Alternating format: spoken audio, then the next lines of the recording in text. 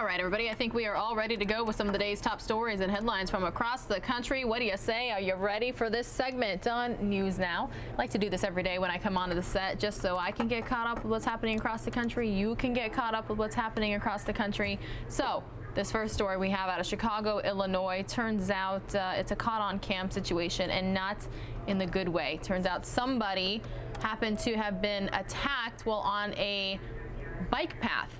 Let's get the details. This is it, a bold attack in broad daylight, sending shivers through a city that takes pride in this beautiful lakefront. I hope they catch them. You know, it's really unfortunate because this is Chicago, and it's a friendly city, and everybody wants to feel safe. Just before 4 o'clock, as we headed to the lakefront at 47th Street for a community alert issued because someone's been attacking bicyclists here, we saw 3 young men hanging out. This man, who became their prey, saw them too as he walked across the pedestrian bridge over Lakeshore Drive. Even when I was approaching them, I thought they just seemed like kids goofing off, so I didn't think too much of it. Our camera captured the moment his trusting spirit failed him. Like I said, caught me completely off guard. It was the brazenness of it was just, it was just astounding. The young teens surround the man, then punch him in the face, one even taking a boxing stance before the victims able to get away. They flanked me on both sides, and one of them hit me, and they started asking me for my wallet. I just ran back, and they didn't follow, so I guess I'm lucky. The teens walk away, but then head back toward the victim before one of them seems to notice our camera. The other attacks in the area happened after dark, and people who use the path say they already stay off it at night. So you kind of tend to stay off the path in the dark? Yeah, so right now I'm like heading back home already since the sun's going away. This is it. Oh, that's sad. You never want to hear that when people have to stop using some amenities in their neighborhood due to safety concerns at night. All right, we have 2 teen-related stories for you next here on News Now, which is part of Fox10Phoenix.com. Hello, we have hundreds of you watching right now. My name is Pilar Arias, aside from Mike Page. With both News Now hosts here, so happy to be here with you. The stream goes all the way until 8 p.m. Arizona time. That's 11 p.m. Eastern. That's right. It's a great way to kick off your weekend and end your week. We're heading out to New Hampshire, where another teen in trouble at school for wearing some MAGA gear, that stands for Make America Great Again, and normally is in support of President Donald Trump. Let's get the details. The 15-year-old says she didn't think it would be a problem to wear a Trump t-shirt on America Day at her high school until her principal asked her to cover up. I wasn't upset or mad. I was just kind of surprised and embarrassed, really. Epping High School freshman Soretta McKenzie says she was told by her school's principal that her Make America Great Again t-shirt violated the school's dress code policy. The teen chose to wear the MAGA garb because it was Spirit Month at school, and Monday was American Pride Day. She says she didn't know it would cause such a problem. You know, it's a shirt, you know, and it only says Trump, Make America Great Again. It doesn't say anything like build a wall. So I don't understand how anyone could get offended, how it's disrespectful. Soretta says she borrowed a friend's sweatshirt and took off the hat, but now she feels like her First Amendment rights were violated. She says there is nothing in the student dress code regarding political clothing. If it said no political gear or anything, then I could understand why it was dress coded. But it doesn't say that.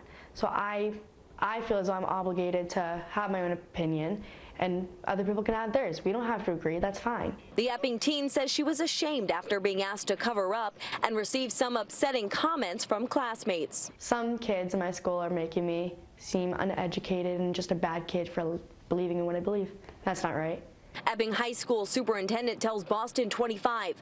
2 students were asked to change items of clothing. This incident has been under investigation since Tuesday morning and is currently still under investigation. We will take steps to remedy this situation for all parties involved and ensure that this type of situation never happens again in any Epping school.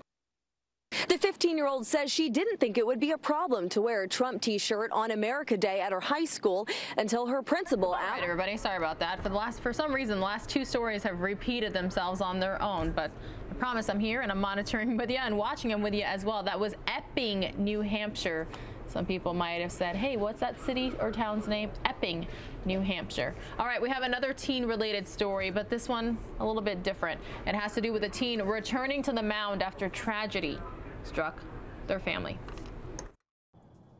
My goal was I want to get on that field and I want to play. And here we are. Determined to be back on the diamond with his teammates. It's kind of crazy. It's like I never would have thought I would have came this far, and enough to play the sport that I love. A love for the sport driving Tyler Beauvais to give it his all. He does everything 100 miles an hour. He gives it everything he's got. He hustles.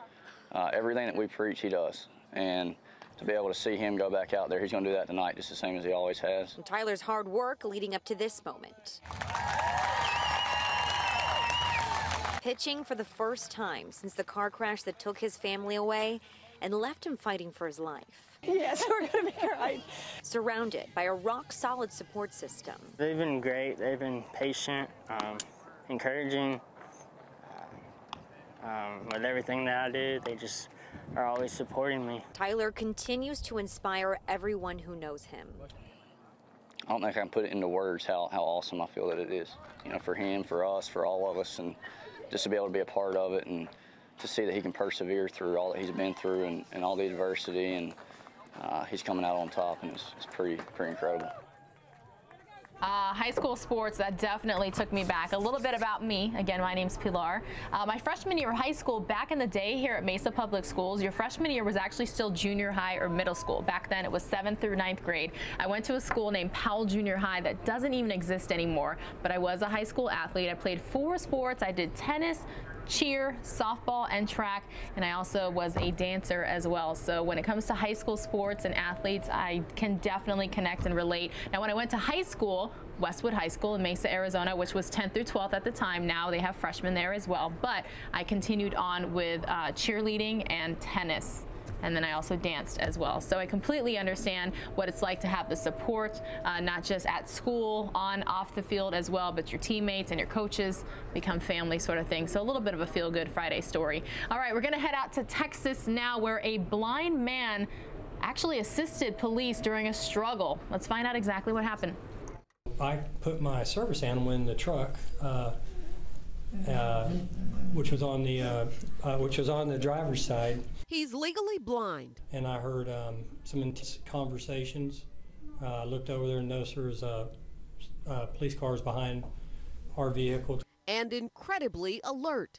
James Walker and his wife had just finished some banking at this Wells Fargo last weekend when he found himself right next to a situation he could not ignore. I really felt like it was a God thing. I felt like God said, watch. And so I stood there, was obedient. Officers Matthew Brazil and David Woolbright were investigating a report of shots fired and were trying to get 2 suspects into custody, one of them armed and resisting. But then it got to the point where we're both, we have them both on the ground and there's an unsecured firearm just sitting out.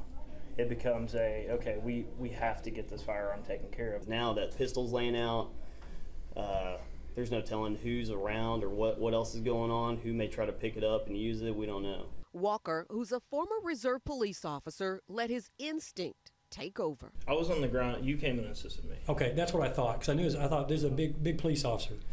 And I started to go down, I felt his vest, and then I knew where the other guy was. I almost immediately got up. I saw him have a pretty good mount on the guy, and he was securing him well. Police say the suspects, safely taken into custody, are 14 and 18 years old. They really didn't need my help. I mean, they just did an amazing job. And but I just wasn't, gonna walk away and let them get hurt. All right, if you had to take a guess as to what type of story I have next for you, could you guess? It's almost an everyday guest on News Now. She's one of my favorites to show you, and that's because she has the business news and headlines of the day. It's Tracy Carrasco. A flat day for stocks on Wall Street Thursday. Investors are proceeding with caution ahead of the earnings season, which begins on Friday with big banks like JP Chase and Wells Fargo reporting. Disney unveiling details of its new streaming service, Disney Plus. It's slated to be released on November 12th and will cost $6.99 a month with an annual option of $69.99. It will feature Disney's own content, including classic films like The Lion King and Snow White, as well as content from Pixar, Star Wars, and Marvel, in addition to content from the recently acquired 21st Century Fox like The Simpsons and National Geographic. Southwest Airlines said it would be removing its 34 Boeing 737 MAX jets from its flying schedule through August 5th, leading to around 160 daily flight cancellations during the revised summer schedule. Southwest hoping the move will add further stability for customers booking their summer travel. This after the Boeing 737 MAX planes have been grounded worldwide since March following a fatal accident involving one of those planes. For more, log on to Fox.